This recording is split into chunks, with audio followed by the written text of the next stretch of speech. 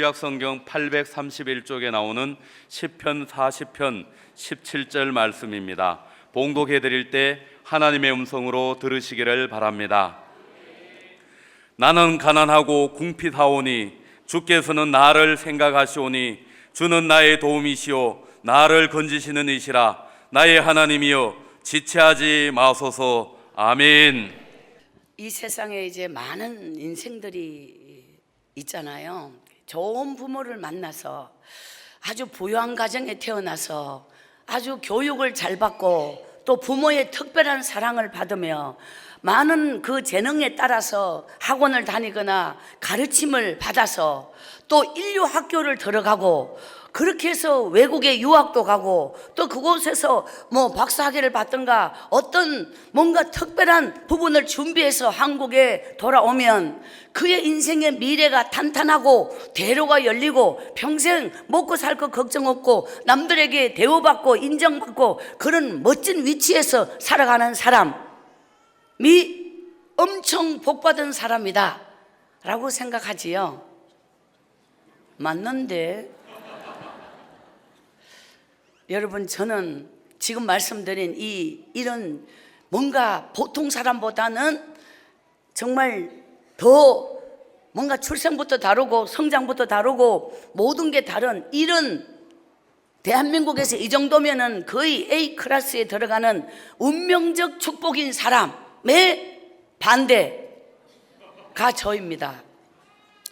그 이제 부모가 어떠냐, 성장하는 과정이 형편이 어떠냐, 배움이 어떠냐, 먹은 게 어떠냐, 또 어떤 사랑을 받으며 부족함이 없이 자라냐, 이런 부분이 우리가 생각할 때는 너무너무 축복이고 행운이고 타고난 복이다. 내가 선택한 게 아니고 태어나 보니 부잣집에 태어났다, 태어나 보니 그런 뛰어난 부모를 만났다, 성장하면서 나는 선택받은 사람이고 복받은 사람이고 뭔가 남과 다른 인생의 그런 축복을 가진 사람이다, 성공을 이미 가졌다, 부모가 그 밑거름을 다 이미 준비해 줬기 때문에, 그렇다면 그 사람은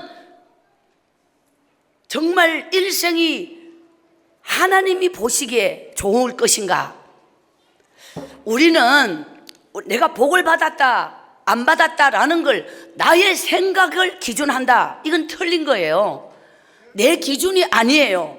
인생의 모든 관점은 내 기준으로, 내 생각으로, 사회적 기준으로, 사회적 생각으로가 아니라 믿음의 사람은 오직 따라합시다. 하나님의 눈으로 나를 보라.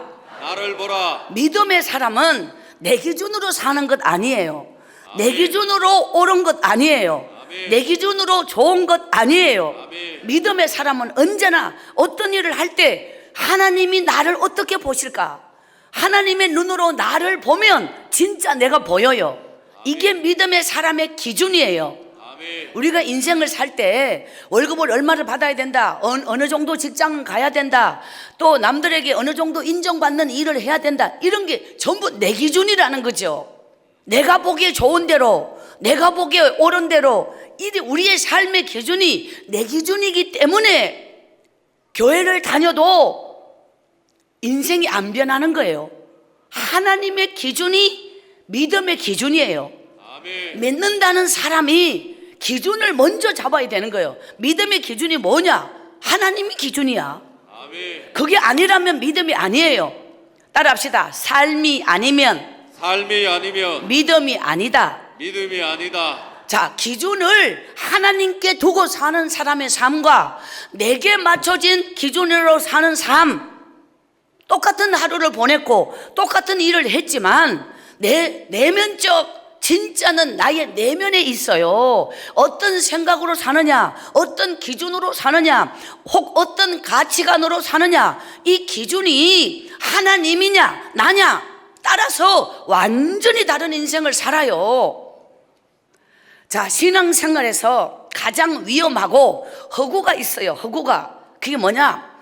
뿌리를 세상에 내리고 교회를 다니는 사람, 이거는 믿음의 허구예요. 뿌리를 교회에 내리고 뿌리를 하나님께 맞닿아 있는 그 기준의 삶, 그 사람이 믿음의 사람이에요. 아멘. 교회는 똑같이 왔는데 여러분의 인생의 뿌리가 하나님께 맞춰져 있느냐, 세상에 뿌리를 내렸느냐, 이 뿌리가 안 보여요.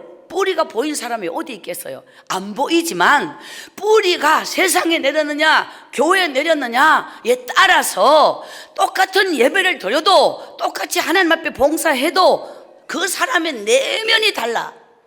내면적 기쁨이 달라. 예배드리는 감동이 달라.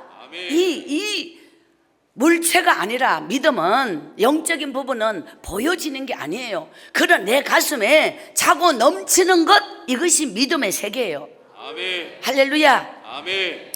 사실 많은 사람은 글쎄 나는 교회의 뿌리를 내렸는지 세상의 뿌리를 내렸는지 헷갈릴 수도 있어요. 이 성회가 앞으로 더 깊어져 가면 저절로 보여. 나의 뿌리가 어떠한지 저절로 보여.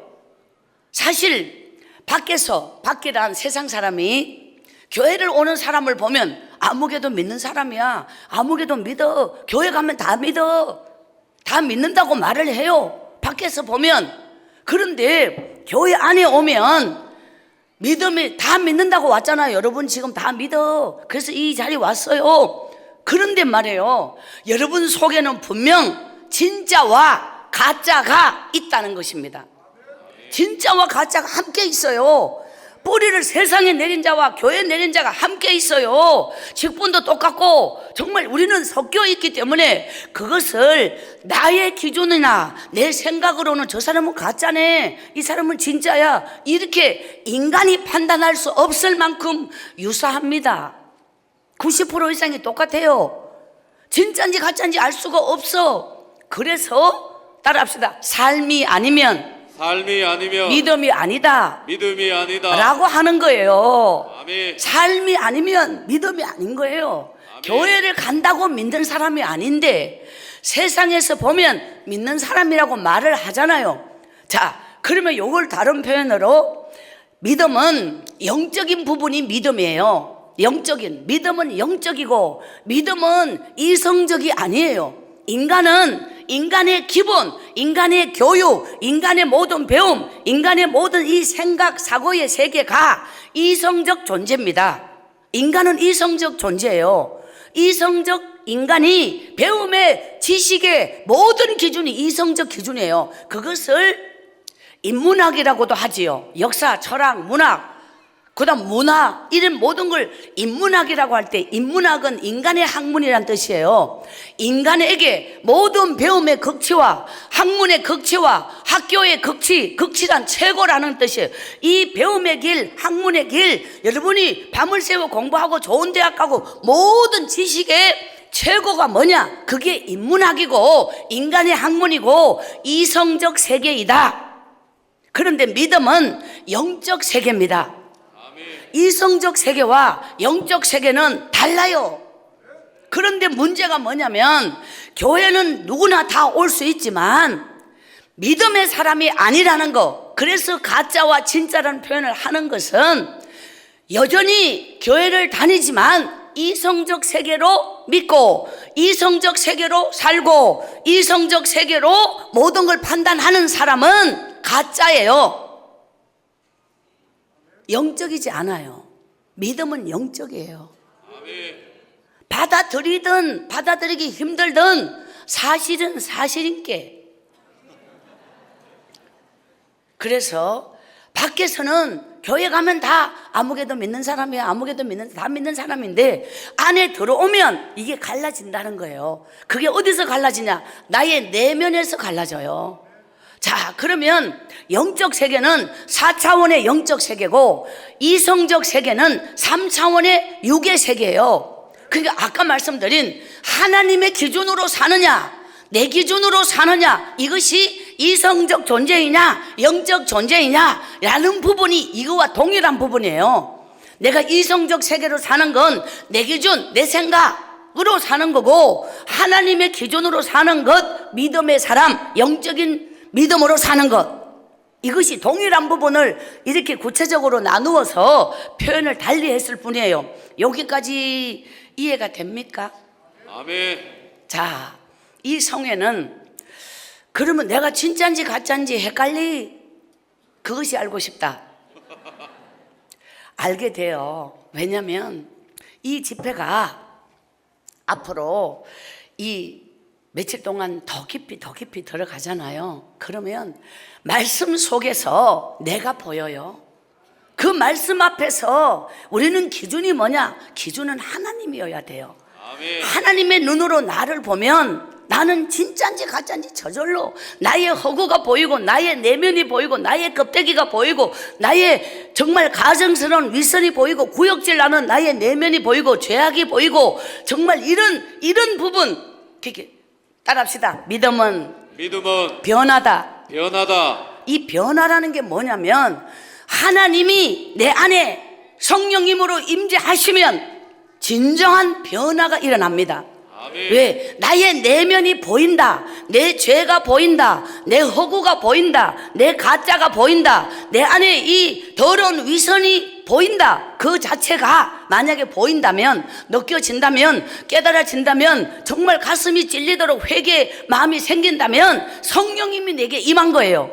그 성령님이 내게 임하였을 때 나의 내면과 나의 허구와 이 가짜와 위선이 보이면서 나도 모르게 이제 심령이 막 뜨거워지는 걸 넘어서 찔림을 받고 충격을 받고 이래서 정말 변화돼야 되겠다.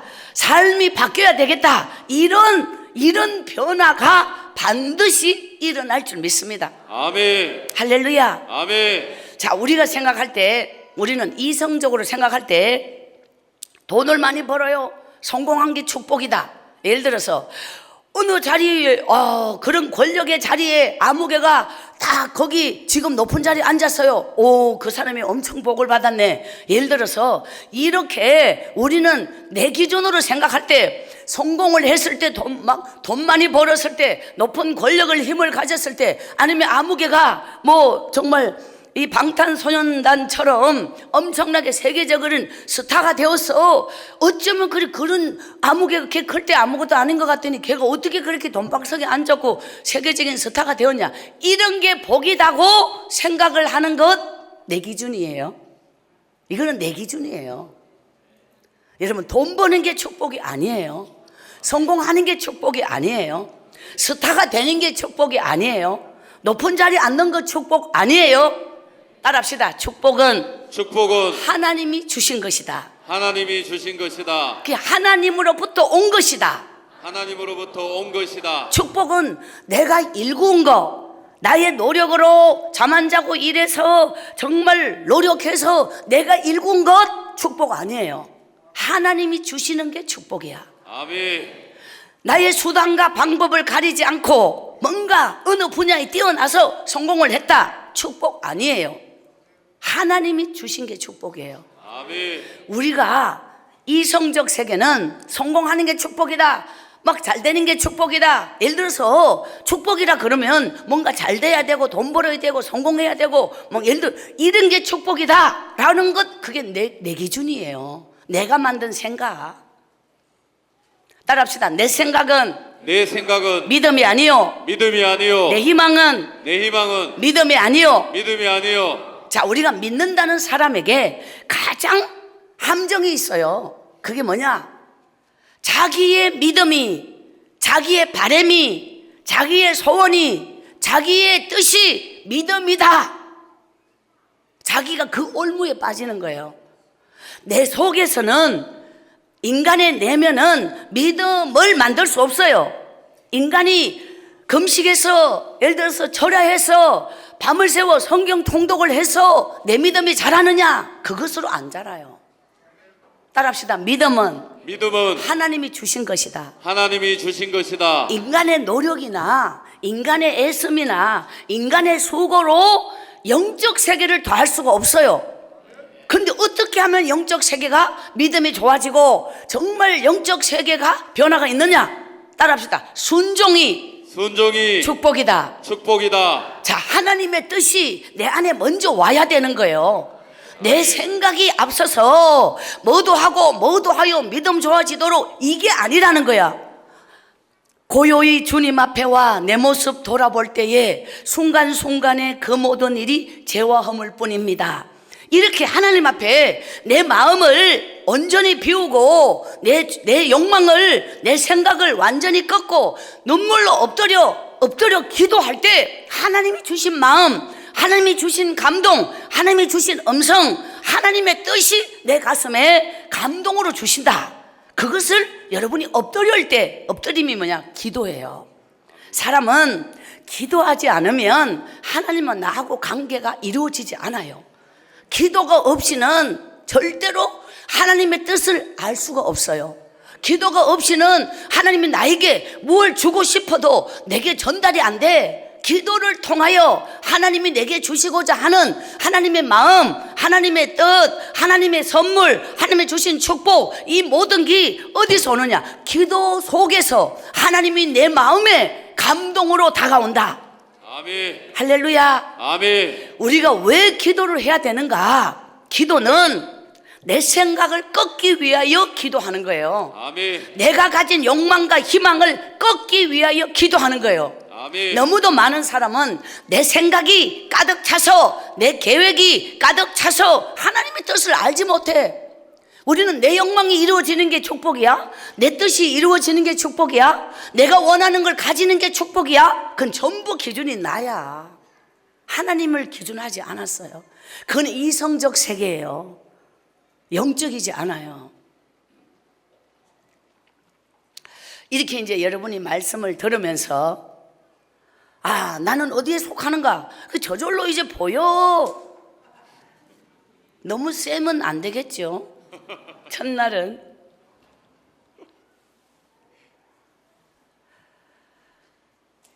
하나님이 주신 것은 어떤 고난도, 어떤 기가 막힐 웅덩이와 수렁도 축복이에요.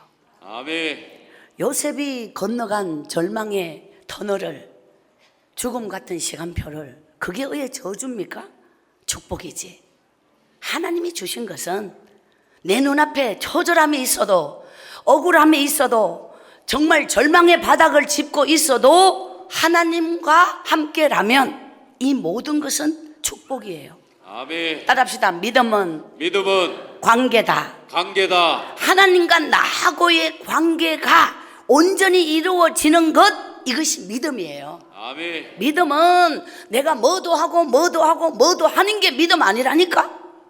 관계가 이루어지는 게 믿음이에요. 아멘. 관계가 없이 자기만의 열심, 자기만의 열정, 내 생각 기준으로 여러분이 뭔가, 이건 절대로 아니에요. 나를 비우는 것, 나를 버리는 것, 나를 꺾는 것, 그때부터 여러분은 육을 꺾어야만, 내 생각을 꺾어야만 하나님께로 갈 수 있어요. 아멘. 근데 내 생각을 못 꺾고 내 욕망대로 살면서 내가 원하는 것 이루는 거, 쟁취하는 거 축복 아니에요. 축복은 여러분이 잘 사는 거, 남에게 꿇어가지 않고 사는 거, 잘 되는 거, 내가 잘 되고 내 자식이 잘 되고 좋은 학교 가고 공부 잘하고, 이런 것이 축복이라고 생각하지 말아요. 그건 내 기준이야. 마귀는요, 마귀가 우리에게 파놓은 함정이 있어요. 그게 뭐냐? 밥상 위에 올무라고. 밥상만 보고 살아요. 그게 마태복음 6장 25절에 너는 몸을 위하여 무엇을 먹을까? 무엇을 마실까? 정말 무엇을 입을까? 항상 육을 위하여 염려하지 말라고 했죠. 근데 마귀는 육을 위하여 살게 하는 거야. 더 좋은 것 먹어라, 더 좋은 것 입어라, 더 좋은 데 살아라, 네 자식이 잘 되고 네가 잘 되고, 그게 땅만 보고 살아라, 육을 위하여 살아라, 먹을 걸 위하여 더 좋은 거 먹고 네가 잘 먹고 잘 살고 이걸 위하여 살아라. 마귀가 원하는 게 이거라니까. 절대로 하늘 쳐다보지 마라, 하나님의 뜻을 알지도 마라, 하나님을 네 마음에 새기지 말고 너를 위하여 살아라. 이게 마귀가 우리에게 원하는 거예요. 따라합시다. 내가 하나님을 위하여 살면 나를 위한 축복이요, 나를 위한 축복이요, 나를 위하여 살면 마귀를 위하여 사는 것이다. 마귀를 위하여 사는 것이다. 할렐루야. 아멘. 내 인생이 잘 먹고 잘 살기 위해 이 땅에 온 거 아니에요. 하나님이 나를 보낸 거 아니에요. 근데 우리의 너무도 많은 사람의 대부분은 내가 잘 되는 게 축복이고, 내가 잘 먹고 잘 사는 게 축복이고, 나와 내 자식이 잘 되는 게 축복. 여기에 그 교회를 다니는 이유가 내가 이걸 복을 받으려고, 이렇게 내 원하는 걸 이루려고. 여러분이 교회에 잘못 온 거예요. 그거는 믿음의 목적 아니에요. 내가 복 받는 게 목적이 틀린 거예요. 하나님을 사랑하면, 따라합시다. 축복은 선물이다. 선물이다. 복이 목표가 되거나 복을 위하여 교회 다니지 말아요. 아멘. 잘못 믿는 거예요. 하나님을 사랑해. 아멘. 이 성회는 영적인 성회이고 엄청난 영적인 메시지로 여러분의 심령을 하나님이, 지금까지 내 세계가 굳어져 있고 내 생각이 옳고 내가 원하는 대로 살았던 삶이 부서지길 원합니다. 아멘. 그것은 마귀를 위한 삶이야. 마귀가 원하는 삶이야. 나 이 생명을 이 땅에 보내주신 하나님의 뜻, 정말 더 크고 놀라운 하나님의 위대함을 위하여 여러분의 인생이 거룩한 삶으로 변화되길 원합니다. 아멘. 내 안에 믿음이 없다면 거룩해질 수 없어요. 어떻게 거룩을 회복할 것인가? 내 안에 육의 욕망을 버리고 이성적인 세계를 버리고 영적인 사람, 하나님의 사람, 정말 하나님이 나를 사랑하는 그 사랑을 느끼며 그 사랑 앞에 감동, 감격, 눈물, 회개, 영이 여러분에게 임할 줄 믿습니다. 아멘. 우리 자녀들이 참 많이 와서 너무 좋아요. 자녀들을 위하여 이제 말씀을 드리자면, 국민학교를 저는 3학년까지 학교를 3학년 1반까지 받았는데 학교가 끝났어요. 저는 국민학교를 중퇴도 6학년 1학기까지 다녀도 중퇴인데 저는 3학년 1학기에 학교가 끝났어요. 근데 학교를 열심히 댕기다가 3학년 1학기 끝난 게 아니고 1학년 들어갈 때부터 학교를 거의 일주일에 한두 번밖에 못 갔어요. 그러다 보니 글씨를 못 띄어요. 학교 끝날 때. 그렇구나. 학교를 저는 이제 배우질 못했어요. 교육의 수준, 교육의 어떤 그런 혜택, 문교부 혜택을 못 받은 사람이에요. 그래서 며칠 있으면 또 여러분이 저절로 알게 되겠지만, 텔레비에 나는 자연인이다, 그보다 더 자연인이 접니다. 그냥 어디에도 규제받지 않고 자유로운 자연인으로 살아온 사람인데, 그냥 학교만 못 간 게 아니라 제가 10살 때 우리 엄마가 도망을 갔어요. 제 인생은 상상할 수 없는 많은 부분들이 있지만, 출생부터 저희 아버지가 50이 돼서 저를 낳았어요. 우리 엄마는 젊고 고운 분인데 아버지가 박상 늙었어요. 제가 5살, 6살 때 50대 중반 정도라면 지금은 청년 같잖아요. 근데 옛날에는 한갑까지 사는 게 많이 살았던 시대라서 거의 우리 아버지가 거의 할배지. 저를 데리고 나가면은 야가 딸이 아니고 손녀인 줄 알았죠. 근데 제가 딸이에요. 자, 저희 아버지가 구룡포에서, 포항 구룡포라고 바다에 손바닥 올라오는 그 바다 구룡포에서, 지도를 보면 꼬리에서 제가 태어났어요. 꼬리에. 더 이상 갈 데가 없어요. 거기가 동해안 땅끝마을이라고 하는데, 거기서 태어나서 우리 아버지는 배를 탔어요. 배를 타면 구룡포에서 직업이 최고 마지막, 하다 안 되면 배 타지 이러면서 사람들이 니아까 장사도 한다고요. 니아까보다 못한 게 배 타는 거예요. 그다음 배 타지 이러면서 니아까 장사한다니까. 니아까 장사가 망해야지 배를 타는 거예요. 근데 우리 아버지는 본래부터 배 타서 딴 거 해본 게 없어요. 왜냐면 6.25 때 피난을 가기를, 거기 구룡포까지 피난을 간 거예요. 저희 아버지는 전처에 자녀가, 자식이 셋이 있어요. 전처에. 그리고 이제 저희 아버지가 이제 젊어서 호래비가 됐는데, 이 전처의 자식 셋과 이제 호래비인 아버지가 오랫동안 살았는데, 이 살면서 부모로부터 물려받은 이 땅 그리고 뭐 재산 이런 것들이 좀 있었대요. 예전에 그 우때는 뭐 옛날 시골에 말하면 요새 말하면 면장이라든가 우때는 이런 게 좀 뭔가 이런 것도 하고 관직도 했고 재산도 있었는데 아버지가 혼자 살았던 그 시간표에 노름에 빠져가지고 미쳐서 완전히 다 날려버리고 빚이 산보다 더 태산보다 더 높았대요. 그 정도로 빚더미에 올라서 전지 다 팔아먹고 다 날리고 막 더 이상 할 게 없어서 막 빚으로 이러든지 아버지가 자살을 하려고 왜 죽을 길밖에 없는 거예요. 애 3남매 나놓고 죽으려고 할 때 꽃같이 아름다운 저의 엄마가 아버지에게 후처로 온 거예요. 그러면 저희 엄마는 정말 연지곤지 찍고 시집갈 때 참 그 고을에서 인물이 제일 좋았대요. 저희 엄마가 그렇다는 거지요. 저는 조금 닮았을 뿐이고요.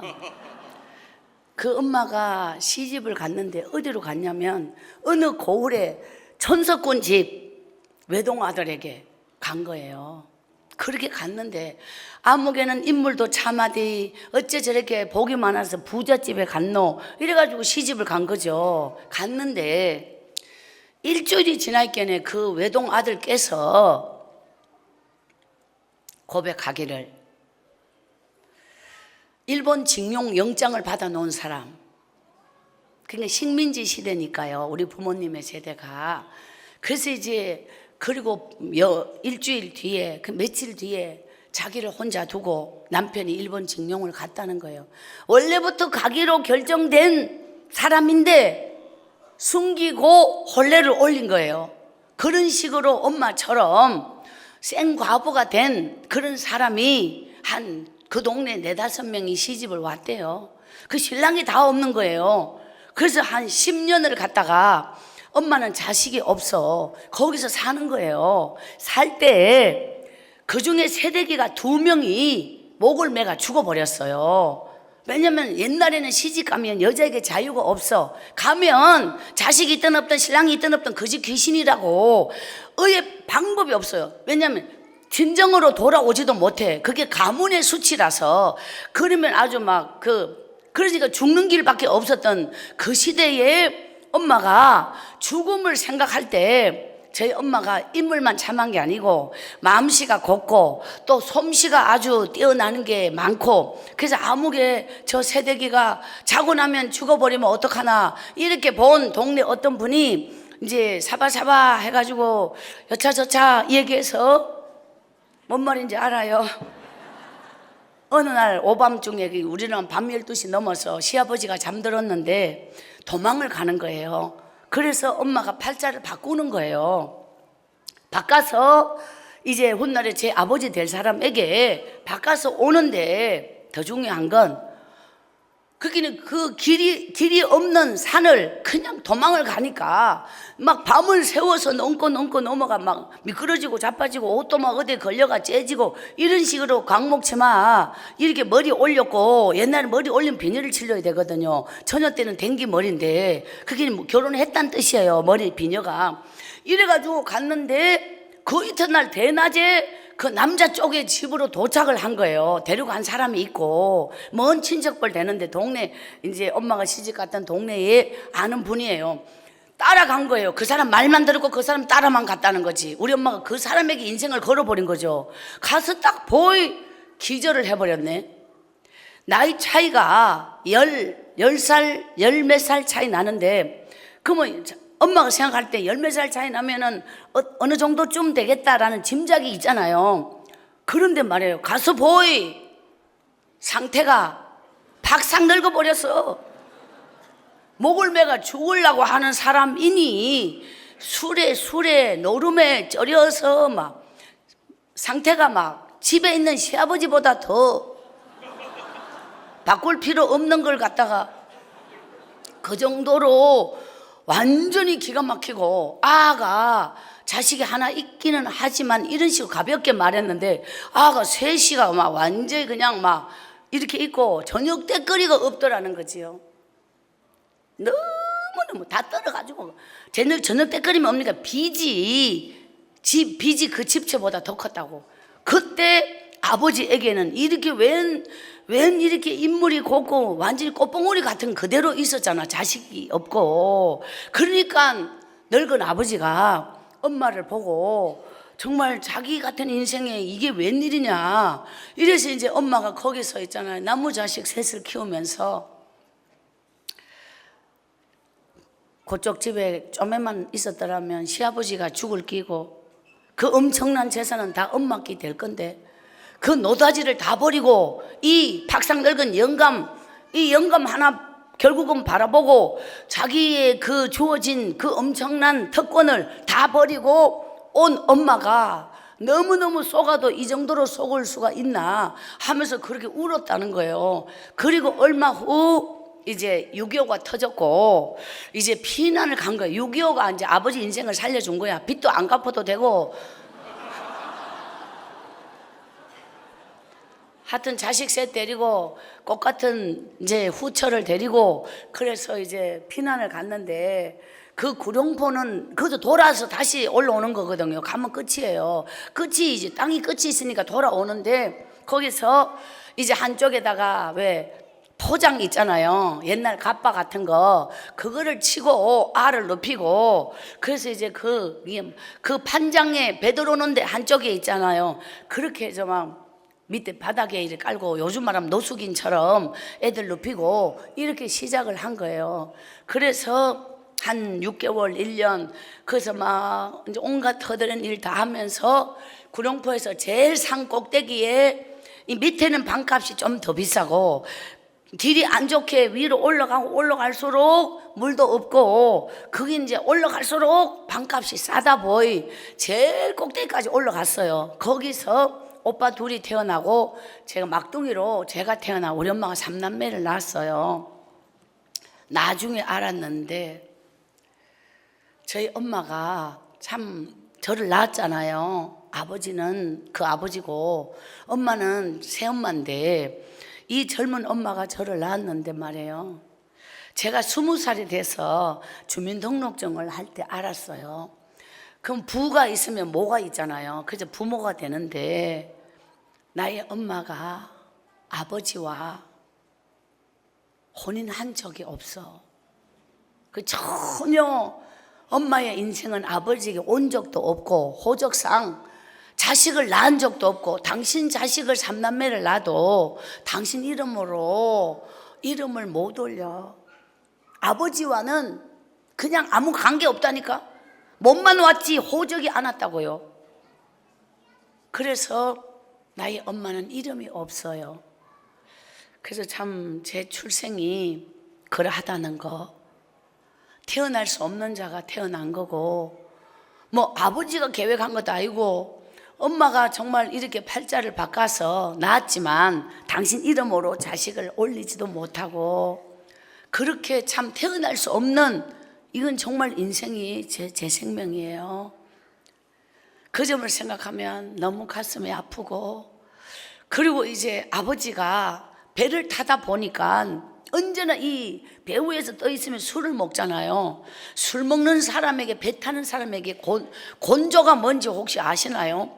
그 곤조가 한 성질인데 딱 배가 들어오면 쌀까마이가 생기고 뭐 이런 건 좋지만 아버지가 엄마를 보자마자 때리기부터 시작하는 거예요. 술을 먹고 그리고 막 여자는 사알돌이 두드러 패야 된다 이런 속에서 아버지가 엄마를 또 저렇게 고운 여자를 말해요. 젊은 여자를 또 배를 타고 가면은 보름도 있다 오고 20날도 있다 오고 이렇게 들어오는데 이렇게 완전히 거의 병신이 될 만큼 때려놔야지 딴짓을 못한다, 눈 돌리지 못한다 이런 뭐 하여튼 여러 가지 요소가 있겠지만 어릴 때 제가 아버지가 엄마를 그렇게 무지막지하게 때렸어요. 그러니까 이제 제 바로 위에 오빠가 저보다 6살이 많아요. 그러면 제가 1학년 들어갈 때 됐을 때 오빠는 6학년 졸업을 해야 되는데 못 본 것 같아요. 저는 어릴 때 우리 형제가 같이 큰 적이 없어. 그 집을 아버지가 맨날 엄마를 때리니까 이 오빠들이 학교를 다닐 때 일찍이 어디서 심부름 해주고 밥 얻어 먹으면 그것으로 끝으로 집을 나가버렸어요. 국민학교를 못 마치고 다. 그러니까 뭐 옛날에 양복방이라고, 요즘 말하면 이제 양복점이지만 양복점도 없잖아요. 양복방 가고 철공소 가고 예를 들어 어디 가가지고 심부름 해주고 소지 해주고 밥 얻어 먹는 이런 쪽으로 오빠 둘은 다 나가버렸고, 저는 너무 어려서 있는데 그때 아버지가 타고 나간 배가 불나가지고 25명이 시체가 돼서 들어온 사건. 이게 제가 6살 때예요. 그 죽은 사람을 배에서 꺼내라서 어마어마하게 덮었는데 엄마가 말해요. 그 꼭대기 집에서 순애야, 너 아버지가 죽었다 이러면서 엄마가 막 울어요. 울면서 내 손을 잡고 막 뛰어내려 가는데 엄마가 맨발이에요. 맨발로 엄마가 울더라고. 그게 굉장히 지금도 기억나는 장면이에요.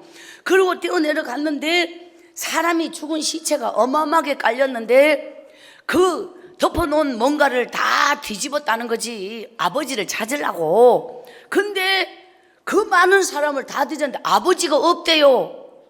우리 엄마가 말하기를. 그런데 어떤 분을 보자, 야들 아버지가 없어요 하고 엄마가 우니까 병원을 가봐라. 한 사람이 살아서 병원에 우리 아버지가 거 있어요. 그 진짜 죽어야 될 사람이 안 죽고 우리 아버지가 살아왔다 이 말이에요. 그때부터 우리 집은 불행이 시작되어요. 그 아버지가 죽어야 되는데 이제 아버지가 있잖아요. 제가 어릴 때 우리 집이 제일 꼭대기, 여기는 진짜 길이 어마어마하게 막 정말 꼬불꼬불하게 좁은 길. 아버지가 소주 대병이, 옛날에 소주가 대병이 있는데 대병을 갖다가 이렇게 그냥 완전히 병떼기로 나발 분다 그러죠. 이렇게 막 이렇게 뭐 벌컥 눈이 이렇게 확 뒤집어져 가지고 이 병을 갖다가 바위 돌 있잖아요. 그냥 팍 깨요. 그럼 삐죽삐죽하게 막 이러면 이냥 그러면서 엄마 머리채를 있잖아요.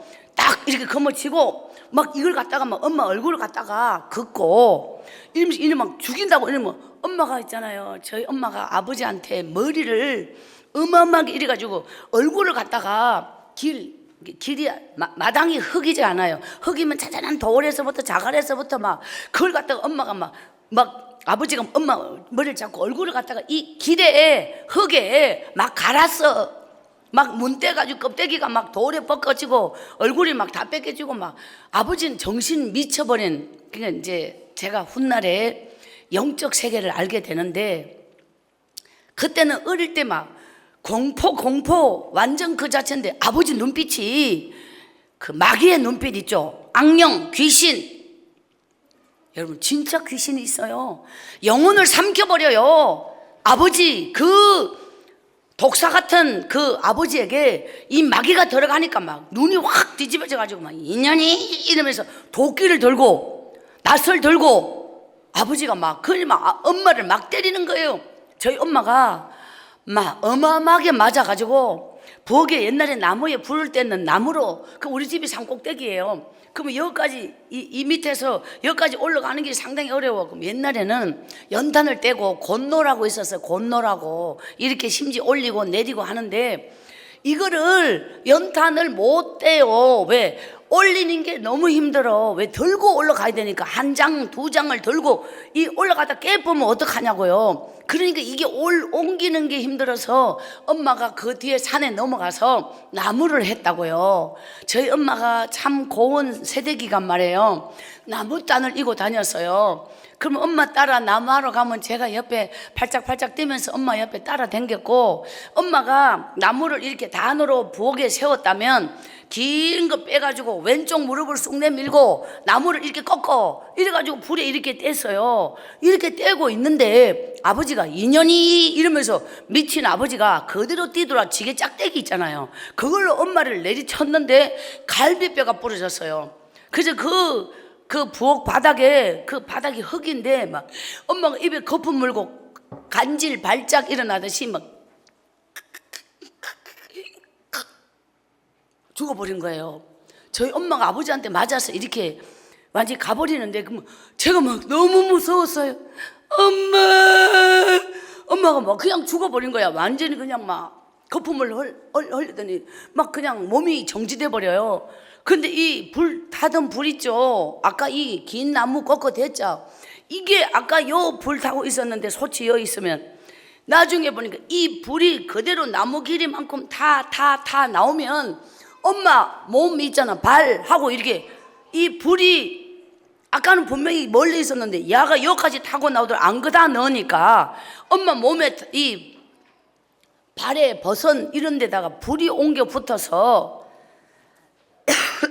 그 장면이 제가 너무 무서워서 엄마가 꼭 생사람이 불에 다 죽는 장면이었어요.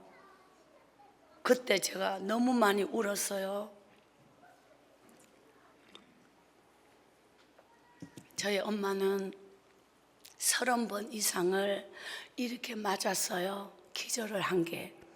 그리고 갈비뼈가 부러지면 이렇게 부었는데, 제가 봤던 기억 중에 하나가, 옛날 벤소는 저만큼 떨어져 있고 가만히 떼개를 앞을 가려놨고 반떼기 2개를 딛고 그 밑에 하여튼 그 벤소인데, 엄마가 그걸 떠서 삼배 천 위에 부어서 그거를 짜서 그 갈비뼈 부러진데 벤소 똥물을 퍼가지고 소위 말해서 엄마가 그걸 먹으면서 밤마다 울었어요. 그래서 엄마는 저를 보고 순애야 순애야. 어느 날 저는 어릴 때 많이 어디 있었냐면 집 뒤안에 가면 꿀뚝대라고 옛날 불 때문에 연기 올라오는 그 꿀뚝대에 거기서 많이 숨어 있었어요. 아버지가 미쳐서 막 때리니까. 그러면 거기서 항상 벌벌 떨고 있고 엄마가 내를 거기 숨 갔어요. 그러면 거기서 뭐 이렇게 뭐 K 같은 걸 뒤집어 쓴다든가 산태미 같은 거를 뒤집어 쓴다든가, 우리 자녀들은 뭔 말인지 모르겠지만 하여튼 뭔가를 뒤집어서 사람이 아닌 것처럼 그렇게 이렇게 엎어서 엄마가 요래 있으라고 그래 아버지가 무조건 때렸어요. 그러면 엄마는 아버지에게 다 맞고 저를 항상 보호했어요. 그래서 저희 엄마가 나중에 어떻게 된지 알아요? 뼈만 남았어. 그럼 눈이 완전히 심리가 들어가고 사람이 미라 이 뼈에 사람의 이 골격표 뼈만 남았는 껍데기 이런 상태 엄마가 있죠. 사람이 인물 좋은 게 소용이 없어. 먹어야 말이지, 정상으로 살아야 말이지. 그렇게 못 먹고 두드러 맞고, 그러니까 나중엔 엄마가 걸음을 잘 못 걸어요. 그때 잊을 수 없는 장면이 집 뒤안에 꿀뚝대에서 캄캄한 밤인데 엄마의 손이 있잖아요. 이 뼈만 이렇게 있다고 생각해봐. 그 얼마나 무서워요. 사람이 살이 있어야지. 근데 이 앙클한 뼈가 내 얼굴을 만지는 거예요. 순애야 우리 순애야 하면서 엄마가 울어. 엄마 손이 엄마 손이 내 얼굴을 나를 만져보고 싶어서. 그래서 엄마가 우는데 이렇게 말했어. 순애야 우리 순애야 내 새끼 우리 순애 하면서 엄마가 이 손으로 내 얼굴을 만진. 엄마 왜 그래 순애야. 엄마가 그렇게 울더라고요. 그래서 엄마 죽지 마. 난 엄마 맨날 죽을까 봐. 엄마 죽지 마. 엄마가 순애야 내 새끼 우리 순애 불쌍한 우리 순애 엄마 죽지 마. 엄마 죽지 마. 이러면서 그냥 울었어요. 엄마는 왜 그렇게 눈물을 흘리면 자꾸 엄마가 좀 약간 이상한 게 뭐냐면, 제가 앞에 있잖아요. 이렇게 순애야 우리 순애 내 새끼 우리 순애 하면서 엄마 자꾸 내 이름을 부른다는 거지. 앞에 있는데 엄마 왜 나 여기 있잖아 우리 순애 하면서 엄마가 그렇게 울었어요.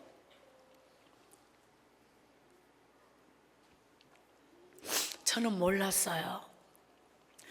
그게 엄마가 말을 안 했는데 미안하다 순애야 내가 너를 미안하다 이 말을 하지 않고 순애야 순애야. 그 이튿날 엄마가 도망을 갔어요. 어릴 때 제 인생의 가장 큰 충격은 이 가정이 아버지 강, 엄마 강, 저 강 셋이 살았기 때문에 엄마가 저에게 전부 다였어요. 그냥 엄마가 아프면, 엄마가 슬프면, 엄마가 울면 나는 그냥 덩달아서. 그런데 내게 전부 다인 엄마가 어느 날 나를 버렸다는 거, 이것이 어릴 때 제가 도저히 믿을 수 없어. 엄마, 아니야 엄마. 그때 나란 존재가 무너졌던 사건이에요. 이건 사람 미쳐버리는 거예요. 그럴 수가 없어요. 엄마, 어떻게 그러면 어제 그 울었던 눈물이 나를 버리고 간다는 뜻이었어? 안 돼, 그 충격이, 나는 아무것도 모르고 엄마가 죽을 것 같아서 그런 줄 알고 엄마를 죽지 마 했는데 엄마가 미안하다 우리 순애, 그렇게 당신이 혼자 흘린 눈물이 나에게 마지막 이별을 고한 거를 그때는 모르고 가버린 뒤에 알았다는 거지요. 그러니까 엄마 그 엄마의 눈물과 비교할 수 없는 진짜 나의 눈물은 그때부터 시작이 되는 거예요. 엄마가 가버린 뒤. 이렇게 충격적인 일이 어디에 있어요? 저는 아버지가 너무 무서워서, 아버지와 둘이 살아야 되잖아요. 그건 있을 수 없어. 그건 정말 아버지가 나한테 어떤 짓을 할지 이건 상상할 수 없어. 저는 그 길로 집을 나온 거예요. 우리 집 자체도 남의 집에 새방이라 엄마가 없어서 일을 못하고 돈을 만약에 월세를 못 내면 그건 집에서도 못 살고 쫓겨나는 것이고 집 자체가 붕괴돼 버린 거예요. 그러니까 저는 그 집에서 엄마가 없다는 걸 알은 순간, 엄마가 이미 도망갔다는 걸 알은 순간 나는 그 집에 있을 이유가 없는 거예요. 그래서 제가 떠돌이가 된 거예요. 이렇게 저는 노숙인이 무엇인지, 노숙인이란 말은 막 나 들은 지 얼마 안 되는데 옛날에는 거지라고 그랬어요. 거지. 저는 10살배기 거지가 되었어요. 너무도 많은 이야기가 그 거지에서 일어나는 거예요. 너무도 많은 이 목숨이 살아야 되는 거, 배가 고픈 거, 엄마에 대한 그리움에 목이 걸린 거, 어디서든지 어떤 순간이든지 엄마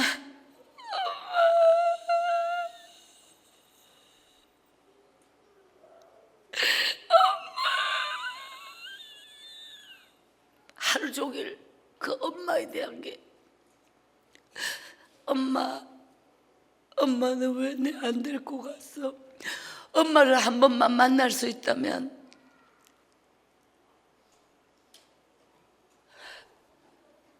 그 10살배기가 억장이 무너졌으니 그때부터 어떻게 살았겠어요? 우리 집은 제사를 1년에 13번 지냈고 하나님하고 아무 관계가 없어요. 누가 나보고 교회 가자 한 사람 들어본 적도 없고 그렇게 떠돌고 있는데, 남의 집에 밥을 얻으러 이제 제가 거지 생활을 만 3년을 했어요. 근데 거지에게 뭐가 있냐면, 예를 들어서 가정주부가 어디 밖에 자간다는 뭐 손지갑이나 뭘 하나 들고 가듯이 거지는 깡통을 들고 있어요. 그게 뭔가 먹을거리나 뭔가 이런 거 생기면 거기를 담아. 그래서 뭔가 한 개 들고 다니면서 먹을거리가 있으면 담아서 뭔가 좀 사람들 눈에 안 띄고 뭔가 어느 한쪽 한 곳에 가서 이제 그걸 담은 걸 그것을 이제 먹는. 그게 항상 제 손에는 깡통을 하나 주워서 들었는데, 남의 집에 가서 이제 이렇게 대문에 붙어 서서 주인이 이렇게 부엌에 왔다 갔다 하는데 그 앞에 이제 아가 이렇게 서 있어요. 깡통 들고 이렇게 서 있으면 주인이 이렇게 내다보다가 저 뭐고? 네 밥 돌라고? 네.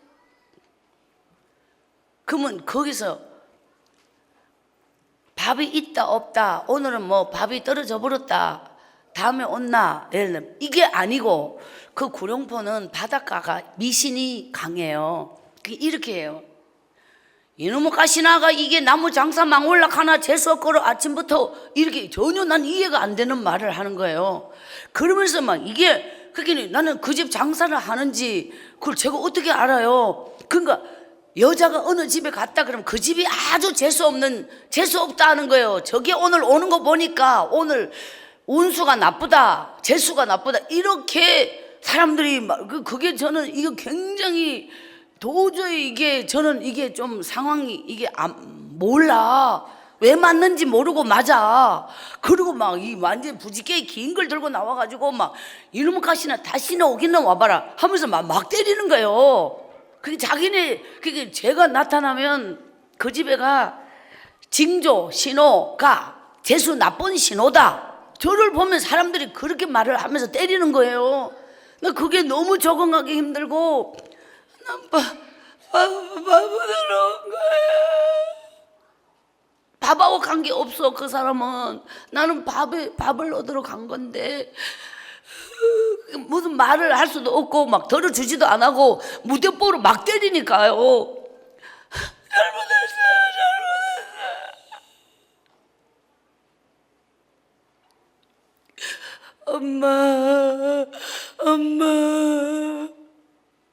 엄마, 나는 어떻게 해야 되는지 알 수가 없는 거예요.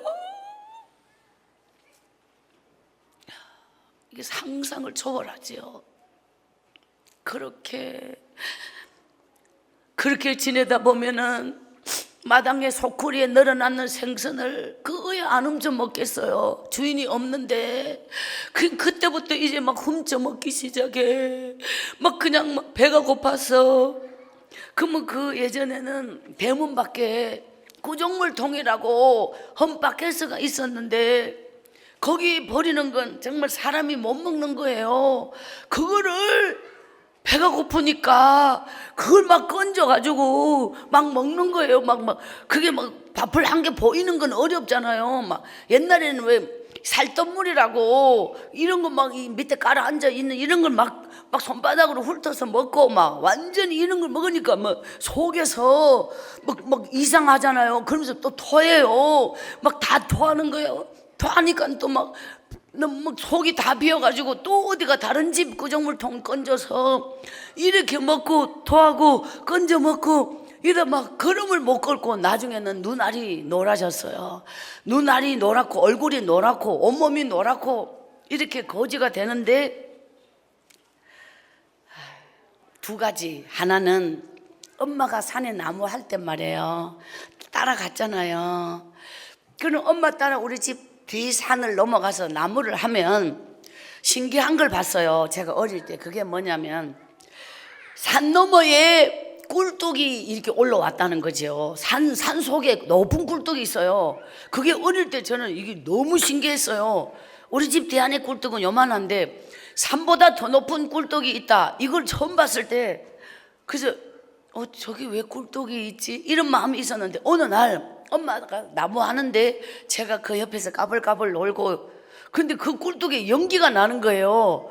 그래서 제가 그때 엄마 저기 봐. 그게 엄마가 왜 그래요? 나무를 하다가 엄마 저 산속에 저기 꿀뚝에 연기 난다? 이러니까 엄마가 갑자기 고개를 이렇게 들고 보니 진짜 연기가 나요.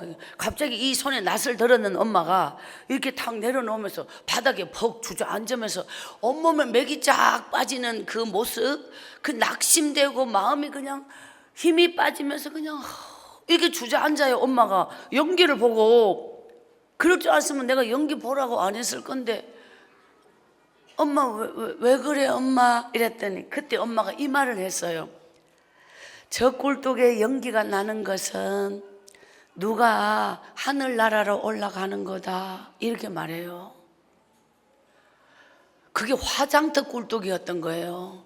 옛날에 화장터가 재래식이다 보니까 냄새가 밖으로 나가는 거라 꿀뚝을 높게 해가지고 사람이 사는 밑으로 냄새가 안 내려오려고 높이 해가지고 이렇게 위로 올라가게 하는 건데 저는 전혀 모르고 그래서 말해요. 엄마에 대한 제 마음에 그리움이 가득 차 있는 제가 사람들이 저를 보면은 이놈의 것이나 저리 안 가? 이 거지 저리 안 가? 하면서 돌을 갖다가 막 던지는 거예요. 사람들이 무서워지는 거예요. 그래서 엄마 나는 어떻게 해야 돼? 하면서 간 곳이 그 화장터예요. 화장터. 거기 가서 이런 화덕에 관을 밀어 넣는데 장작 불을 떼는데 이거를 반 거예요. 9시간을 장작을 최고의 화력으로 계속 집어넣어 긴 쇠로 된 부지깽이로 그 장면을 처음 봤고 그걸 떼면 9시간을 떼야지 관 하나가 수치되는 거예요. 그거를 있잖아요. 제가 그 화장터를 가서 한 사람이 관을 태운 자리에 제가 3일을 거기서 사는 거예요. 겨울에 온기가 그 화력이 3일을 간다. 그 사람을 태우는 그 화장터 꿀떡을 엄마와 함께 바라보았잖아요. 엄마의 기억, 엄마와 함께 뭔가 공유하는 기억, 이것이 그 중에 하나가 화장터였다고 나는 생각하는 거야. 그래서 엄마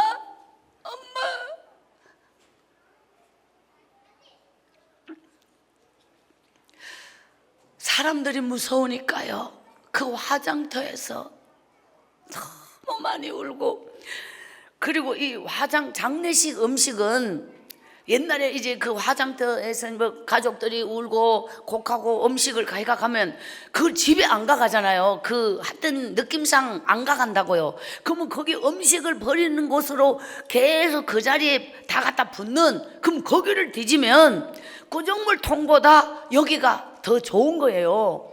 거기서 그걸 뒤져서 뭔가가 나오고 떡조가리가 나오고 밥덩어리가 나오고 이런 거 그걸 이제 건져서 먹으면서 그 화장터에서 밤을 새는 거예요. 저는 눈물이. 그러던 어느 날 이게 지금 산이에요. 이 밭이 빈달밭이 있는데 예전에 물을 심어서 김장 때 다 뽑아갔어요. 그러면 자잘한 거 못 먹는 거 꼬갱이 이런 건 거기 그냥 말라서 눈이 덮여 있는데 그 밭을 올라가서 제가 그 이파리를 누런 걸 뜯어씻고 물을 뽑아가지고 이렇게 닦고 그걸 깨물고 얼음 덩어리 같은 거를 추우니까 배고프니까 그거를 막 먹고 있었어요. 그런데 어디선가 그게 예배당인지도 몰랐죠. 종소리가 들리는데 땡그랑 근데 이 밭이 여기 있다면 여기서 이렇게 내려가서 이 길이 이만큼 여기가 학교가 있고 저 밑에 가서 이렇게 꺾고 여기가 교회가 있는 거였어요. 여기서 걸으려면 30분 이상을 기운이 없어. 너무 많이 속이 비었고 어지럽고 현기증이 심하고 완전히 피를 제 입으로 토하고, 요새 말하면 간경화가 그 11살 12살 때 간경화가 온 거예요. 완전히 온몸이 다 노라가 황달이 흑달이 될 정도로 병으로 죽어가고 있었어요. 그런데 그 꼴로 손에 깡통을 들고 거기까지 종소리를 달아. 그 종소리가 나를 부르는 것 같았어요. 그래서 엄마 이러면서 내려가서 거기까지 갔는 데가 구룡포 교회라고. 이제 그 구룡포 교회가 구룡포에서 제일 오래된 통합적 장로교회인데 거기를 딱 갔어요. 사람들이 이렇게 앉아 있어요. 방석 깔고. 근데 제가 거기를 들어갔다는 거예요. 제일 뒤에 앉았어요. 깡통을 끌어안고 이러고 앉아 있었어요. 근데 저 앞에 앉아 있는 사람들이 갑자기 뭐야 이거, 다 뒤를 돌아보는 거예요. 나 가만히 있었는데 그 예배당 안에 냄새가 화장터에 굴렀던 그 노란내 막 정말 한 번도 진짜 코 한 번 풀어본 적이 없이 그 굴른 게 그 가만히 있었는데 사람들 저 앞에 앉은 사람이 다 뒤를 돌아보면서 이게 뭔 냄새냐 하고 돌아보니 웬 거지가 와 있어. 이래가지고 그 예배 끝날 때까지 그 앉아 있었다는 거예요. 그런데 이제 밥을 말해요. 교회에서 밥을 끝나면 밥 먹잖아요. 거기를 갔다가 제가 막 대밀고 가서 왜 밥 냄새가 사람 미치잖아요. 그 냄새가 나는 거잖아. 먹기 전에 먼저. 그러니까 하고 막 제가 막 이래갖고 갔어요. 갔더니 막 장로님, 권사님 다 있는데 아가 막 들미니까 앞에 사람이 덩어리에 이 제 같은 깡통을 막 대밀고 가는 게 대이잖아요. 그럼 뒤에 이러면 이거 뭐냐 돌아보면 저를 보면 자동으로 길이 열려. 그래서 그 밥 푸는 사람 앞에 제가 제일 먼저 대밀고 앞에 떡 선 거예요. 깡통을 들고 밥주걱 든 사람이 기가 차서 이게 뭔 일이냐고 이러는 거예요. 이러고 내가 거기 이제 달라고 이제 대밀고 엄마 생각이 그렇게 났어요. 그 밥 냄새가 엄마 냄새잖아요. 그 사람이 있잖아요. 제 깡통에 그 밥을 한 주걱 푹 담는 순간 그걸 알았는데 그 밥 냄새가 올라오는 거예요. 엄마. 그 교회 담벼락에서 그거 다 걸집어 먹어. 엄마. 이 교회가 너무 좋은 거예요. 그 맨날 갔지. 밥은 맨날 안 줘요. 얼마나 많은 걸 허탕을 쳐야만 밥 주는 날인데 한 달 정도를 주일을 몇 번 맞춰서 밥을 또 얻어먹고 이래봐도 제가 그 교회 단골이에요. 야가 또 왔구나. 이렇게 밥 푸는 사람이 또 왔구나. 그런데 그 교회 마당에서 내 또래 남자애가 저도 모르고 딱 근데 걔가 날 딱 보는 거지 왔다 하면서 걔가 갑자기 소리를 지르는 거야. 남 앞에서 갑자기 어디서 대거리로 8명 멋있는 애들이 막 어디에 갔던 거야. 걔들이 막 이러면서 막 내 이제 점점 오잖아요. 그럼 안 가? 거지 가.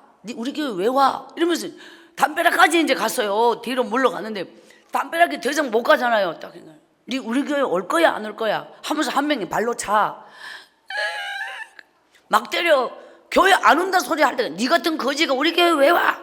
빨리 가. 제가 속으로 이 교회를 어떻게 뚫었는데 지가 가라 한다고 내가 갈 일이 뭐 있어요. 이미 밥 주는 사람하고도 단골 됐는데 요만 버티면 된다 하고 거기서 막 발로 차고 때리고 주먹으로 우리말로 촛대빼 깐다 이러잖아요. 발로 막 차요. 맞디라도 거기서 막 갑자기 어른이 딱 왔어요. 누가 친구를 때리니 뭐 이렇게 말하는 거 있잖아요.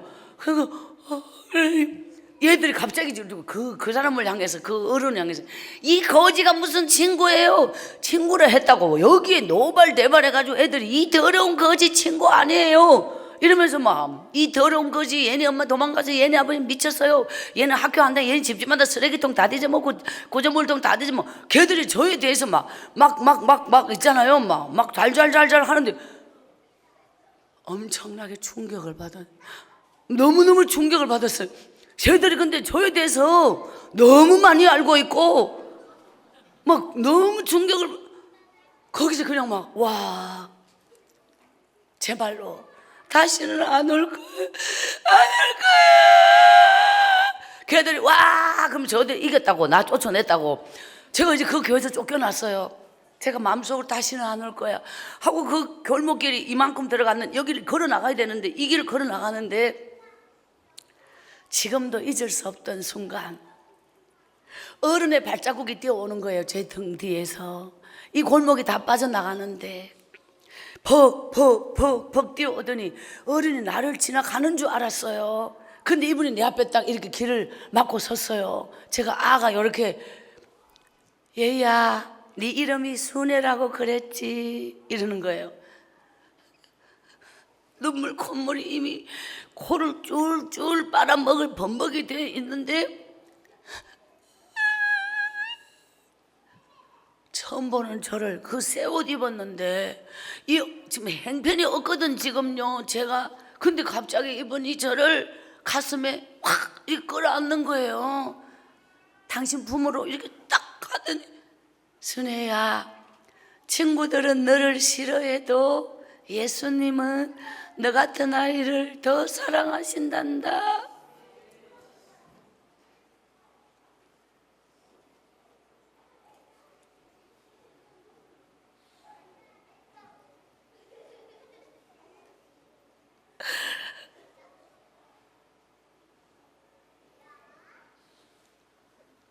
한 번도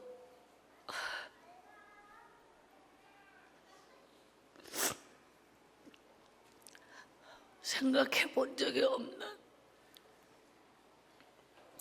예수님이 누구시길래 옷 잘 입은 저 친구들보다 더럽고 냄새나고 버림받은 내 같은 애를 더 사랑하신다는.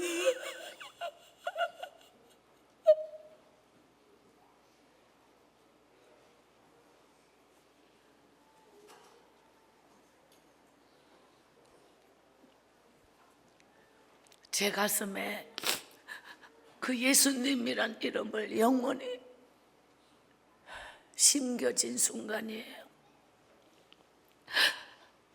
그 선생님이 그냥 저를 이렇게 안고 막 저도 모르게 엄마를 부르면서 그 선생님에게 막 파고 들어갔는데, 엄마, 엄마, 엄마. 어떻게 울었는지 알 수 없어요. 그 선생님은 그 옷을 다 버리면서 저를 밀어내지 않고 제 눈물을 받아주신 분. 이제 훗날에 영적인 이 하나님의 영적 세계를 알고 깨달은 게 뭐냐면요, 사람이 영적인 사람과 이성적 사람은 아유 저 옷을 비싼 거 입은 거 보이 잘 사는 모양이다, 저 사람이 직업이 꽤 괜찮은 모양이다, 이 그 사람의 겉을 보면서 그 사람을 판단하는 이런 사람이 이성적 사람이고, 영적인 사람은 영혼을 봅니다. 그 사람이 하나님을 만난 자는 영혼을 보는 거예요.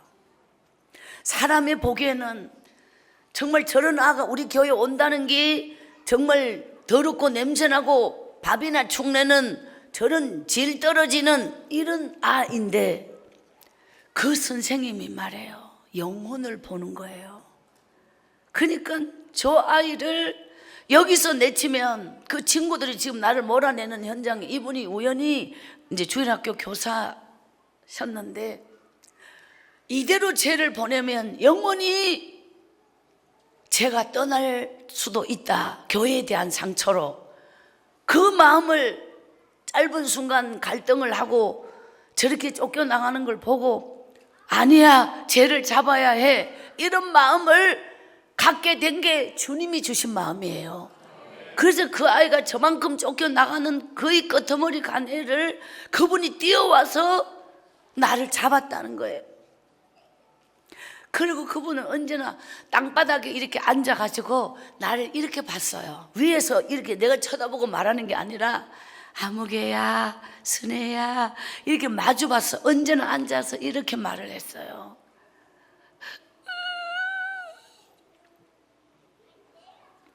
사실 이제 저에 대해서 알았어요. 그분이 남의 집에 밥 얻어 먹으러 가지 말고 배고프면 선생님 집에 와, 이러면서 집을 가르쳐 줬어요.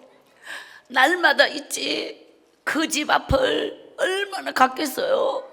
그 앞에 가갖고 못 들어가는 거예요. 왜냐면 그 선생님이 나 싫어하면 나는 그 충격이 도저히 감당이 안 되기 때문에 지금보다 더 힘들 때 가야지, 거기까지 갔다 오게만 해도 뭔가 참을 수 있을 것 같아. 그게 마지막, 내 마지막 또 가고 또 가면은 딴 데 가봐라. 만약에 그렇게 말한다면 나는 어찌할 수가 없어. 그래서 그걸 안 들어가. 대문 앞에만 가서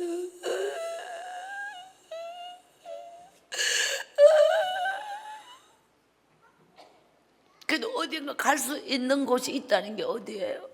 하나님은 내게 그런 마음을 줬어요. 제가 훗날에 커서 정말 부러운 애들이 있어요. 제가 다 커서 알았는데 누구냐면 고아원에 간 아이들. 고아원에 있는 애가 어째 그래 부러운지 몰라. 왜? 제가 만약에 고아원에 갔다면, 근데 고아원 애들을 이제 사실 훗날에 이제 참 많이 돌보게 되었는데, 그 애를 보면 항상 해주고 싶은 말이, 나는 고아원에도 못 갔다. 그러면 그 뭔 말인지 알아듣지도 못해요. 아니 마지막에 가는 데가 고아원인데 나는 거기도 못 갔다. 그게 걔들로서는 이해가 안 되는 거예요. 자기는 마지막에 온 곳에 왔는데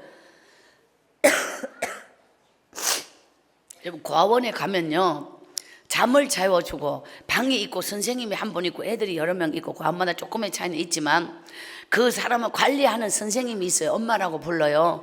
그리고 학교를 보내줘요. 밥을 딱 시간 돼가지고 밥을 다 줘요. 그 모든 게 부족함이 없고 엄마만 없는 거예요. 저는 그렇다면 고아원에 갔더라면 그게 얼마나 부러운지 몰라. 근데 고아원을 못 갔잖아요. 고아원이 있는 줄 알지도 못했잖아요. 저는 그 구룡포에서 3년을 거지로 살았어요. 그 3년의 시간표에서 나란 존재는 다 무너지고 살아야 될 가치도 무너지고 모든 게 끝났다고 볼 수 있어요. 그렇게, 근데 그 절망의 바닥에서 한 가지가 무엇이냐면 엄마에 대한, 엄마가 내 데리러 온다. 이게 올지 안 올지 알 수 없는 거죠. 그렇지만 그 엄마의 눈물을 나는 기억하잖아. 마지막 눈물. 엄마, 항상 엄마가 온다는 기대감, 이것이 사실 나를 살게 하는 힘이었어요. 어떤 집에 부엌 아궁이에, 부엌문을 열고 들어가 부엌 아궁이에서 잠을, 그 불 뗐는 솥 아궁이 앞에서 쪼그리고 앉아서, 그게요 제가 거지로 지냈을 때 제일 최고 좋았던 기억이에요. 그럴 수만 있다면. 그런데 매일 그 집에 앉아가지고 민기잖아요. 아궁이 앞에. 그러면 주인이 나왔을 때 앉아 민긴 자국을 알까요 모를까요? 다 알아. 그 반드시 부엌을 쓸게 돼 있어요. 쓸었는데 사람이 앉아 민겼는데 그게 자리가 안 남아요? 그러면 그 이튿날은 이걸 꽉 꼽아갖고 잠가야지 못 들어오게 하려면. 근데 그 이튿날도 이 문이 열린다는 것은 주인이 알면서 봐준다고 나도 무언으로 느끼는 거예요. 그리고 그 이튿날 또 거기가, 그 다음날도 또 거기가. 그러니까 어느 한 부엌 아궁이에서 밤을 새우는 아주 그 한 집이 있었는데, 어느 날 말이에요, 제가 부엌 아궁이 앞에 쪼그리고 앉았는데 부뚜막에 이전에 없었는데 바가지가 엎어진, 바가지가 하나 엎어져 있어요.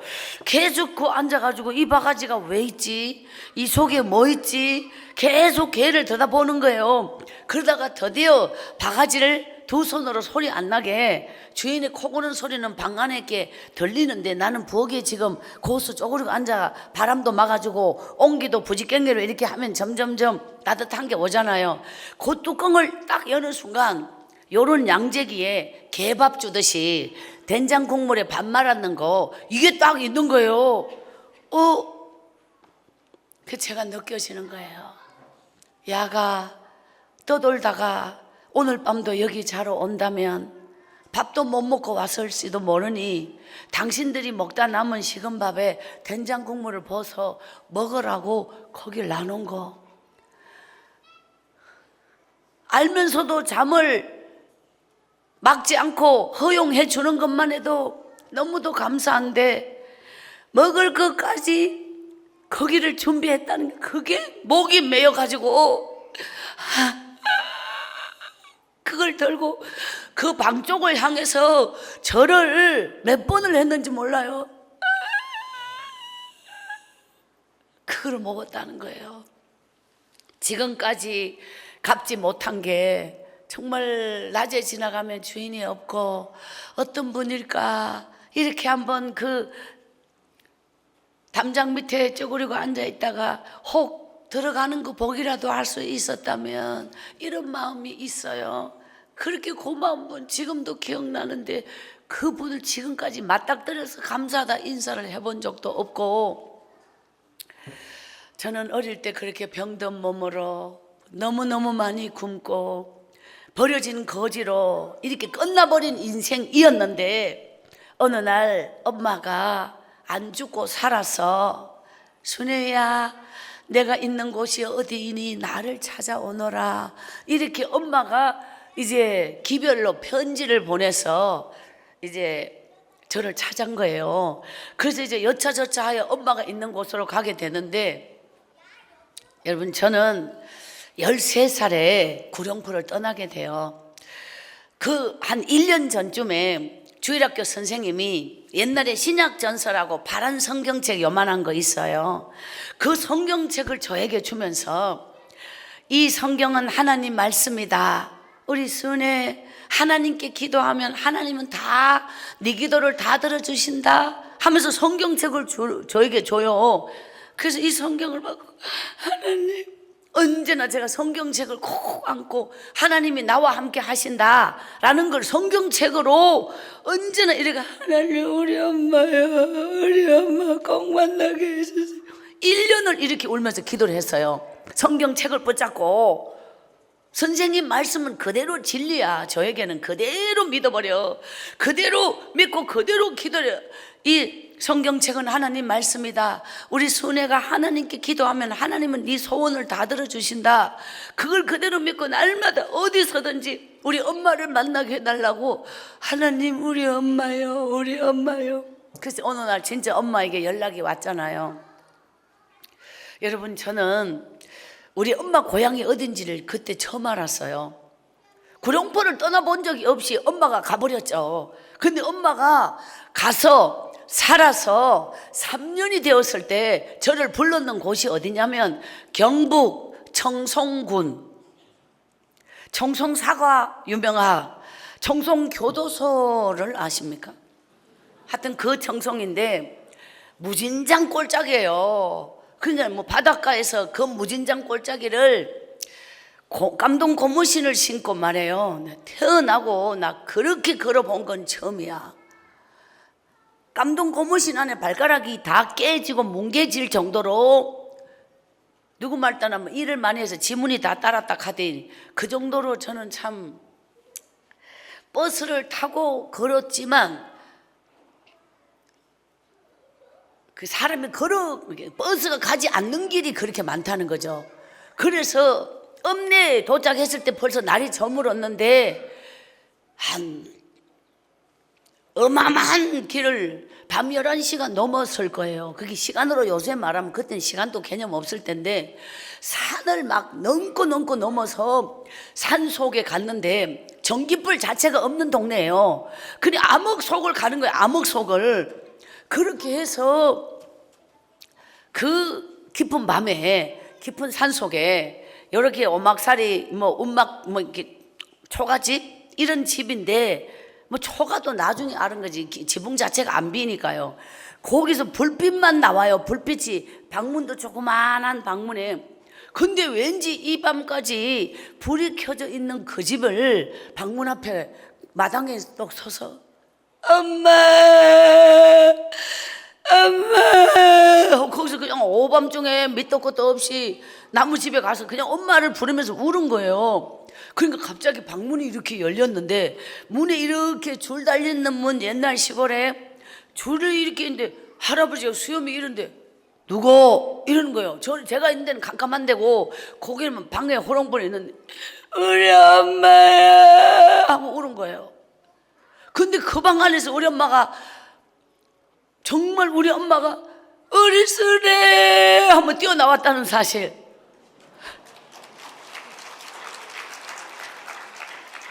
나는 이게 너무 상상을 많이 해서 꿈인 줄 알았어. 근데 진짜 엄마가 엄마, 그냥 기절을 해버렸어요. 저는 엄마를 만나면 엄마 내 이자 벌었어? 엄마 왜 나 이제 왜 찾아? 엄마 얼마나 기다렸는데 너무너무 막 할 말이 태산이었는데 엄마를 보면 아무것도 생각 안 나. 엄마, 이런 말할 수 없는 눈물과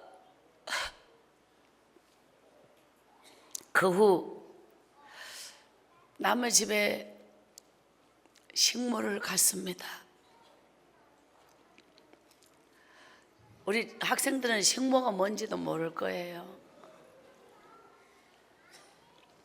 옛날에 남의 집에 노예로 보내는 애라고 말하면 식모는 인권이 없고 인격이 없고 그냥 종이야, 종. 그냥 종이야. 저는 중학교 시절을 식모를 살았어요. 3년을 식모를 살았어요. 엄마도 식모를 갖고 저를 식모를 보냈지요. 이제 제가 16살까지 식모를 살았어요. 거기서 이제 사춘기가 뭔지 모르지만 조금 이제 제 이 운명이 뭔가 혹은 나는 왜 이렇게 태어났나, 이런 저주받은 운명이 되었나, 이런 생각을 식모 살 때 처음 해봤다는 거. 근데 식모를 살러 갔는 집에서 주인 아줌마가, 엄마가 저한테 말할 때는 그 집에 가면 쌀밥 배불리 먹여주고 네 높은 학교 가르쳐 준단다. 순애 니 그 가면 하면서 엄마가 나한테 말을 했거든. 싫어 엄마, 꽁보리만 먹어도 엄마랑 살 거야 해도 소용없어. 엄마는 이미 보내기로. 엄마 옛날에는 애한테 특권이 없고 부모가 하라는 대로 해야 되는 거잖아요. 그래서 이제 갔는데 저희는 아줌마가 저를 딱 보고 아가 옳찼네, 이게 뭔 말인지 알아요. 병들었네 이 말이에요. 그러더만 네 일로 와봐라 이렇게 하더니 입을 딱 벌려라는 거예요. 예? 저보고 병들었다고. 그때부터 제가 헛강 같은 데 있잖아요. 광 방이 아니고 광. 그 맨 차가운 흙바닥에 계집애 까는 그런 꺼적대기 깔고 니는 이쪽으로 오지 마라. 안채로 오지 마라. 거기서 자라.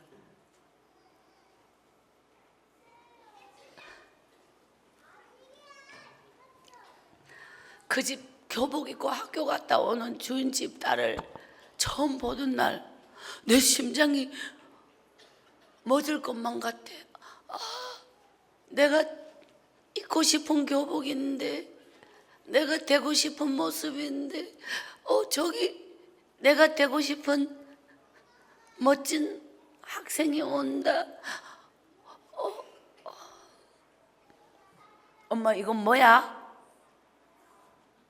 주인집 딸이 환상처럼 아름다운 교복을 입고 내가 꿈속에서 되고 싶은 주인집 딸, 그 모습 앞에 나는 아무것도 아닌 녹아 내려버리는 존재인데, 걔가, 저는 그 집 마당에 빨랫줄에 그는 장대 있잖아, 세우는, 그걸로 참 많이 두드려 맞았어요. 노다지 밥을 굶고 맞고 3년 동안 소주 끓이는 거 전문가, 디딜방아 찢는 전문가, 하루 종일 빨았는 빨래를 겨울에 주인이 그걸 줄을 다 흔들어서 마당에 다 밟아버려요. 때를 제대로 안 가게 빨았다고. 그게 얼음 위에서 빠른 거거든. 이 무릎을 꿇고 얼음이 겨울에 오면 구멍 뚫어서 옛날에 어른들 빨래 빨았는 그 빨래를 빠른 거거든요. 그런데 주인 아줌마가 분바르고 외출해서 하루 종일 있다가 와서 때를 안 가도록 빨았다고 그 마당에 다 폐기 쳐가 발로 밟아요. 그래가 그걸 다시 이고 강에 갈 때는 이미 날이 저물어서 한겨울에, 겨울은 해가 짧잖아요. 근데 그 강가에 배가 너무 고프고 칼바람이 막 진짜 얼굴을 막 훑는데 거기 그 강에 무서운 소리 나잖아요. 강에 쩡쩡 소리 나잖아요. 엄마. 근데 그 하늘에 있잖아요. 달이 떴어요. 그 온 달이 울고 있는 나를 보는 그 강가에서 그날 밤 제가 숨가 갖고 간 성경책 구렁포를 떠날 때 성경책을 꼭꼭 숨겨서 하나님 저 주인집 딸은 왜 저렇게 부잣집에 태어나서 호강하게 해주시고 저는 왜 이렇게 태어나겠어. 하나님 제가 이렇게 태어나게 해주신 게 하나님이 저를 이렇게 만들었어요. 하나님이 저를 이렇게 지었어요.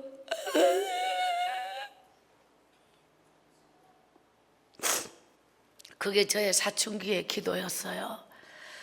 그렇게 생각이 여물고 그 눈물 속에 버려진 속에서 저의 중학교 시절을 보냈던 박순애는 어느 날 엄마가 순애야, 엄마가 내 데리러 올 때까지 살아야 되는 거였거든요. 엄마가 내 데리러 온다 했거든요. 진짜 꿈에도 그리던 엄마가 순애야, 엄마다. 엄마.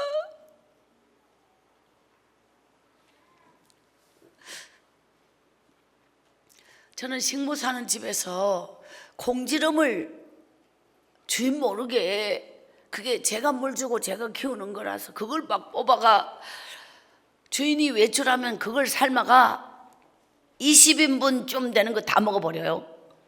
한 달 안에 공지름 묻힌 참지름 한 병 다 들어볶고 그걸 막 있잖아요. 막 먹었어요. 개밥 남군 걸 먹었어요.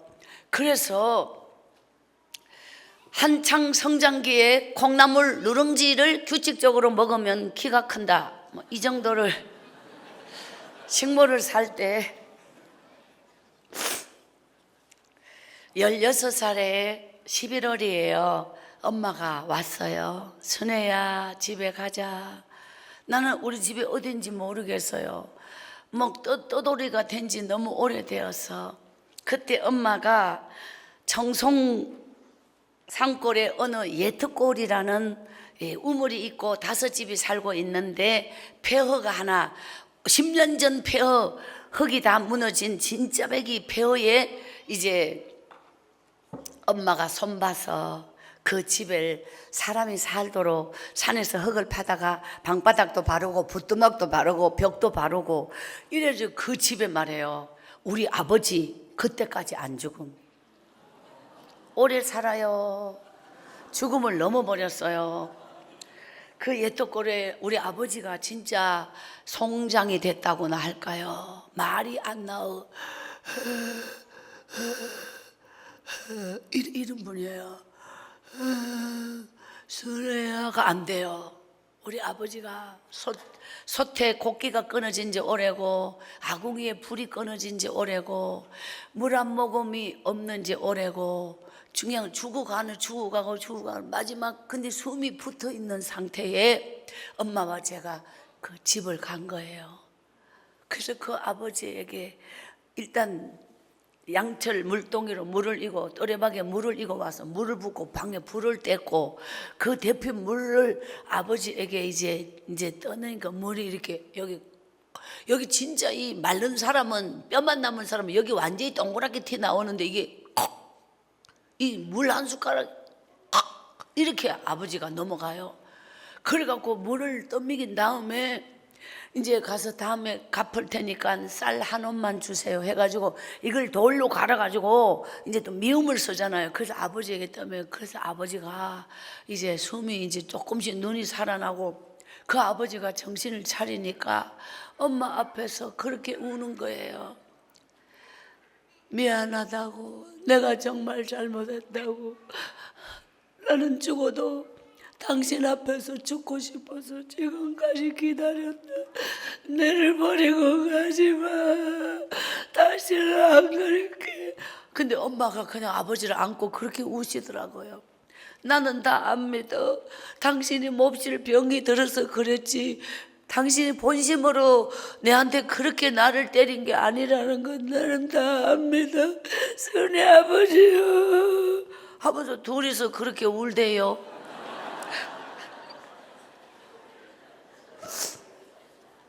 그때부터 엄마 강적한 그 16살 겨울 산을 막 이 나무를 했어요. 막 진짜 저도 나무, 전에는 엄마만 나무 했잖아요.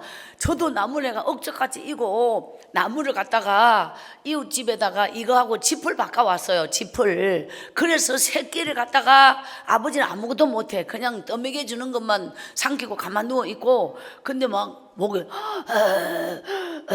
이름 이제 완전히 이제 막 이렇게 했는데 새끼를 갖다가 싹싹싹싹 뒤로 쭉 제가 새끼를 잘 꽈요. 그리고 끄적대기를 엮고 가마니를 쳐 막 산태미를 만들어 이런 걸 배워가지고 제가 그런 일을 했어요. 그리고 이제 17살이 됐는데 산나물이 나오잖아요. 봄 되면 엄마가 내 데리고 다니면서 산나물을 떠도 고사리를 꺾어 더럽을 꺾어 더럽도 두 종류 참더럽 개더럽 이걸 해가지고 자 이고 가는 데 있죠. 야 20리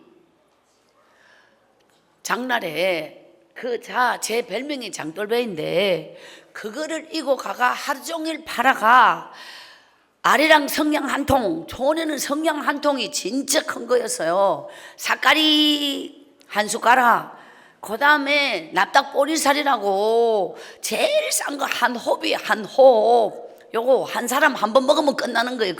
그걸로 일주일을 살고, 그 다음 불 켜는 지름이라고 호롱에 부을 기름 있죠. 요즘 말하면 등류인데 그거를 요만한 병에다가 사고, 이거를 장바가 여단가락 사물고 그 엄청난 길을 걸어서 집에 와요. 그럼 다음 장날 되면은 또 팔거리를 만들어요. 엄마가 뭐 뜯고 뭐 하잖아요. 그러면 또 팔로 가고, 저는 뭐든지 팔로 가는 장돌배. 이렇게 해서 순애가 그 예특골에서 몇 살까지 살았을까요? 27살까지 살아. 27살까지 거기서 살아요. 그해 겨울을 거기서 살아요. 28이 될 때 그곳을 떠나요. 저에게는 영원히 떠나지 않을 무덤인 줄 알았어요. 그 예특골이 전기불이 전혀 없어요. 떠리박에 물을 한참 내려서 엎어가지고 풍덩이 아니고 그냥 딸딸 끌고서 양철 물동에 물을 3동이를 이고, 저는 그 산속에서 산나물을 뜯고 여름 되면 약초를 캐고 이 가을도 약초를 캐고 또 나무집에 일을 해주면 밥을 얻어먹고 이런 생활을 27살까지 한 거예요. 제 또래가 23살 되면 시집을 갖는 시절인데 25 넘으면 시집 못 가, 노처녀 소리 들었어요. 근데 저는 나무집에 일을 하며 약초를 캐며 전문 약초꾼이에요. 제가 전문 약초꾼이라고. 산을 잘 타요. 나무도 잘하고. 이렇게 살아온 제 삶이 지금까지 살아온 인생에서 정말 얼마 전까지는 절반이었는데 좀에 넘어버렸네. 그러니까 그 정도로 미래가 없고 희망이 없고 꿈도 없고 배운 것도 없고 아무것도 없어. 친구도 없고 저에게는 막 99가 없어. 그런데 자아갔잖아요. 자아가 뭘 봤느냐? 교회를 보았어요. 그 교회를 보고 제가 너무 많이 울었어요. 구룡포 교회가 생각이 났어요. 선생님이 생각이 났어요. 그리고 내게 꼭 숨가 갖고 있는 성경책을 기억했어요. 그래서 저는 그 교회를 다니는 게 내 마음의 소원이었어요. 그래서 읍내 교회를 다니게 되었어요. 엄마에게 어느 날 교회를 다니게 된, 구룡포에서 교회에 간, 교회에서 밥을 얻어 먹은 교회 얘기를 처음 엄마에게 그때 하는 거예요. 17살에. 그러니까 엄마가 교회가 그렇게 고마운 곳이네, 우리 수은혜. 그러면 엄마도 우리 수은혜랑 같이 교회를 갈란다. 이래서 이제 엄마와 제가 교회를 다니게 되었어요. 그리고 19살이 되었어요. 교회를 3년을 다녔으니까 17에 가서 19가 되었는데 어느 날 성령 체험, 이것이 내 인생의 운명이 바뀐, 주님이 나를 만나 주신 이 엄청난 성령 체험에, 이 성령 받았네 라고 하는 이 성령 받은 날이 제게 있는 거예요. 그날, 이게 주일날 하나님이 내 심령 속에 말씀을 주시면서 그때부터 눈물을, 그냥 어마어마한 눈물을 쏟게 되는데, 그 눈물이 왜 나냐, 말을 하는 게 아니라 눈물이 나는 거예요. 왜냐하면 내 속에는 피해의식, 내게 자존감이 무너져 버리고, 인간이야 인, 짓밟히고, 사람들에게 너는 인간도 아니야, 너는, 저를 보고 구룡포에서 야는 일주일 못 넘기겠다고 했는 애예요. 니 아직도 안 죽었나? 이랬던 애예요. 제가 그런 버려진 나를 하나님이 누구시길래 내 같은 자를 사랑해 주시나, 거기에 딱 마음에 걸려가지고 보름을 잠을 못 자고 그렇게 울었던 이 성령 체험한 사건이 있어요. 그 눈물 속에서 잃어버린 자존감, 잃어버린 희망, 끝나버린 내 인생이 거기서 하나님의 은혜로 살아나게 되면서, 그때부터 동일한 환경에 약초, 산나물, 그냥 남의 집에 일하며 동일한 환경을 사는데, 내가 옛날 사람이 아닌 주님을 만난 새 사람으로 바뀌어 그때부터 똑같은 환경에서 다른 인생을 살아온 박순의 인생의 감동의 이야기 제2탄 내일 밤 계속되겠습니다.